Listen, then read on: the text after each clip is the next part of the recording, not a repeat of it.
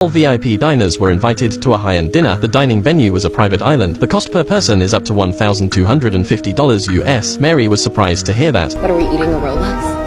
Soon the gourmets, internet celebrities, and the rich and famous were on a yacht that was designed to receive customers. Upon departure, the waiters served them appetizers, a tantalizing lemon caviar. Mary was about to taste the high-end ingredients. Her new boyfriend, Jack, slapped her hand away. He then raised his phone to take a picture and shared it with his friends. It was only when Jack poured the caviar into his mouth. Mary imitated him and enjoyed it. The yacht soon arrived at the island. People came out of the boat talking eagerly. As far as they were concerned, the most important thing about this expensive meal, the most important thing is to make friends and expand their circle of friends. Mary was the only one who was brought here to enjoy the food. The waiter then led the customers to the restaurant. The ingredients they were about to eat were seen along the way where they were grown. As people passed by, oysters lying in the sand in a hurry, tomato groves for picking anywhere to make sweetness, the busy honeys. As the waiter opens the smokehouse, smoked beef makes you salivate. After seeing the dormitory, the group went to the restaurant in groups, laughing and talking. The chefs were preparing the food. The level of care was as if they were treating a work of art. The entire process was open for viewing. Jack subconsciously took out his phone. He wanted to take a picture, but was stopped by the waiter's words. The first course was a pre-dinner dessert. The cucumber and cantaloupe balls were covered with a layer of black truffles dripping with goat's milk. The amazing flavors made Mary concentrate on tasting them. The waiter surprised Mary by helping to collect her coat. In contrast, everyone else was too busy socializing, too busy to even appreciate the unique presentation. With a slap from Chef Voldemort, everyone was taken aback. Then the chef started the first course, the story of the island. The plants that are usually picked from the island